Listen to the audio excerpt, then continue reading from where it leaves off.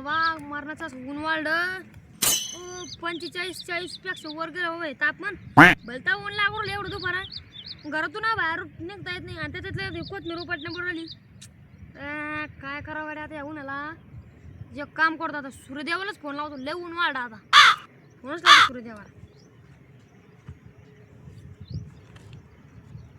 Hello hello Suryadev बोलताय का? हो सूर्यदेवच बोलतोय. हा मग मी शुभम बोलतोय महाराष्ट्रामधून.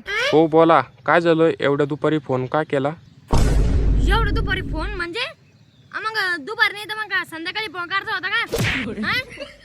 अहो सूर्यदेव साहेब तुम्हाला सांगतो तुम्हाला नेमकं कोणचा राग आला? तुम्हाला शेतकऱ्याचा राग आला, मुळा राग आला का सूर्यदेवीचा राग आला?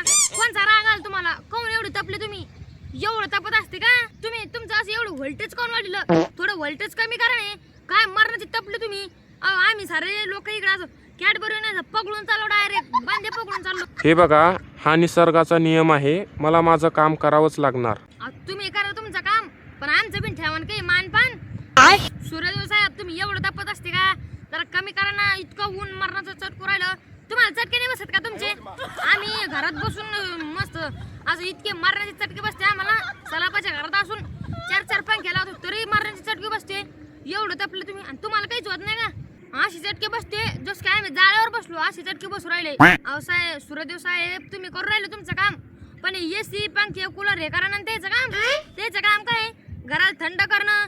एखादा माणूस गरम झाला तर त्याला थंडी हवा देणं तेच नाही करू राहिले. हे गरम हवा देऊ राहिले वरून तुम्ही तापले गरम हवा फेकू राहिले. गरम हवा अशी डायरेक्ट अशी फेकू राहिले. थंडी हवा द्यायची गरम हवा देऊ राहिले डायरेक्टच.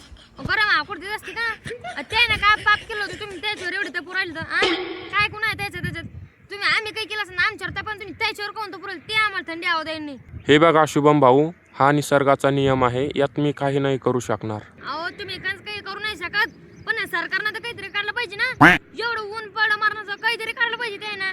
या उन्हात काही करायला पाहिजे लोकांसाठी. आता मला वर बिम पाहताय ना असं इतकं ऊन चमकू राहिलं माझ्या डोळ्यावर. हो बरोबर आहे शुभम भाऊ तुमचं. आहे की नाही? बरोबर आहे की नाही मग आहे ना? मी काय म्हणतो या सरकारनं काहीतरी योजना काढायला पाहिजे. म्हणजे योजना अशी काढायला पाहिजे लाडका उन्हाळा अशी योजना काढायला पाहिजे. म्हणजे उन्हाळ्यात त्या काढायला पाहिजे ना लाडका उन्हाळ्याच्या योजनेमध्ये सगळ्यांना फॉर्म भरला की त्याला फक्त डायरेक्ट एक एसी एक कूलर पंखा फ्री द्यायचा.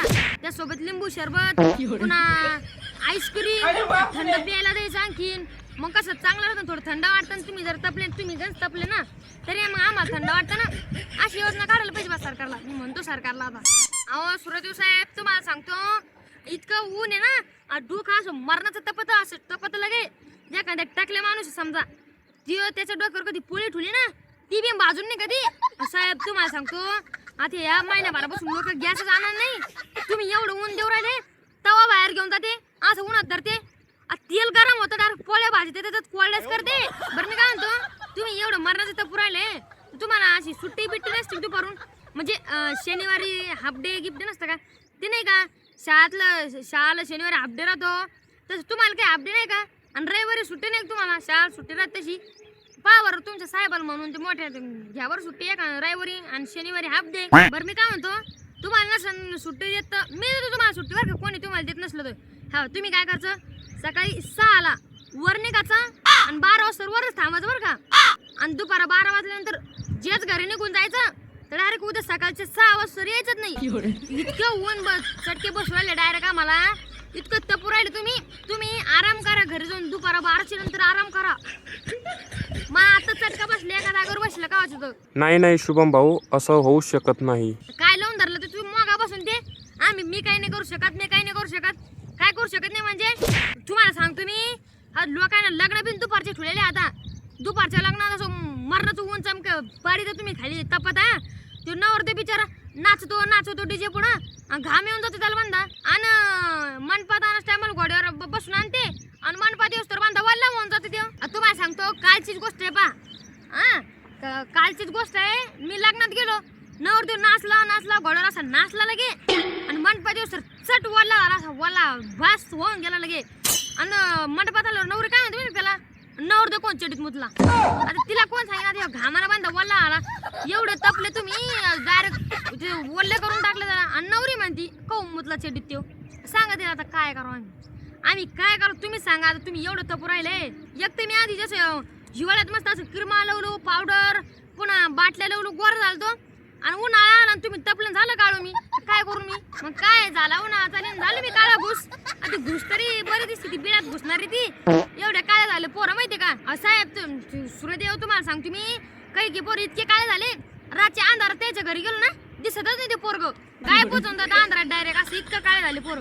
आधार कार्ड दाखवावं लागतं ओळख करून त्यासाठी. आणि बॅटरी चमकेल तवा दिसतं तिथं आणि तोंडा दिसत नाही. अंगात नाही इथून खालीच दिसतं त्याचं बंद माहितीये का? अहो सूर्यदेव साहेब तुम्हाला सांगतो, तुम्ही उद्यापर्यंत तुमचं व्होल्टेज कमी करा, तुमचं ऊन कमी करा. तुम्हाला सांगू राहिलो ते व्होल्टेज लय असं वर गेलं नाही ते खाली करा. नाही तर ना आम्ही सगळे शेतकरी काय करू माहिती का? तुमची सुपारी देऊन टाकीन, एखाद्या ढगाला देईन, जर पावसाळा देऊन टाकतो. नाही एखाद्या ढगाला तुमची सुपारी देऊन टाकतो. मरणाचा पोस्ट करून घेऊ त्याच्याकडून. मग तुम्ही बसा रडत बसता. मग तुम्ही मग तुम्हाला काय राहतो बसला मला डबल चटका बरं का? तुम्हाला सांगू राहिलो मी. हे बघा शुभम भाऊ, यात माझी काही चूक नाही. तुम्ही माझ्यावर ओरडताय, मला बोलताय, पण कधी विचार केला का हे एवढं तापमान का वाढतंय? का वाढतंय म्हणजे? तुम्ही एवढे तपले मारण्याचे आम्ही चॉकलेट सारखे पगळून जाऊ राहिलो, मारण्याचे गरम हो राहिलो, त्याच्यामुळे एवढं तापमान वाढलं. हे बघा, मी आधी असाच होतो आणि आजही असाच आहे. बदललो मी नाही तर तुम्ही बदल केलाय. बदल? आम्ही काय बदल केला? पूर्वी तुमच्यात आणि माझ्यात एक झाडांची हिरवीगार भिंत होती, पण तुम्ही तुमच्या स्वार्थासाठी ती भिंत तोडली. घर बांधण्यासाठी झाडं कापली, रस्ते करण्यासाठी झाडे कापली, कंपन्या मोठमोठ्या बिल्डिंगी बांधण्यासाठी तुम्ही जंगलं तोडली. तुम्ही मला रोखणारी झाडं तोडली आणि आता मलाच दोष देताय. मला माफ करा सूर्यदेव, मी फक्त उन्हाचाच विचार केला. आम्ही जे झाडं तोडले त्याचा विचार नाही केला मी. हे बघा, अजूनही वेळ गेलेली नाही. जर तुम्हाला हे ऊन कमी करायचं असेल तर माझ्यावर ओरडण्यापेक्षा जमिनीवर झाडं लावा. जितकी जास्त झाडं तितकी जास्त कमी ऊन. नाहीतरी एक दिवस असा येईल की हेच माझं रूप तुम्हाला एक दिवस भस्म करेल. तर मित्रांनो, आपण ऊन वाढलं म्हणून सूर्यदेवाला दोष देतोय, पण खरं तर चूक आपलीच आहे. आपण घर बांधण्यासाठी, बिल्डिंग उभा करण्यासाठी, मोठे मोठे कंपाऊंड बांधण्यासाठी आपण झाडं तोडून टाकले. तर लोक आता हवा घेण्यासाठी पंखा लावत आहे, घरामध्ये AC लावत आहे. तर तसं न करता आपण सगळ्यांनी आपल्या घरापुढं प्रत्येकाने एक झाड लावायचं आहे, जेणेकरून आपल्या येणाऱ्या पिढीला असं उन्हामध्ये तापायचं काम नाही पडलं पाहिजे. प्रत्येकाने एक झाड लावा. व्हिडिओ आवडला असेल तर लाईक करा आणि व्हिडिओ जास्तीत जास्त शेअर करा, जेणेकरून लोकांपर्यंत पोहोचेल आणि जास्तीत जास्त झाडाची लागवड होईल. लक्षात ठेवा, आपलं जीवन आपल्याच हातात आहे, त्यामुळे झाडे लावा आणि त्याला जगवा. धन्यवाद. जय महाराष्ट्र.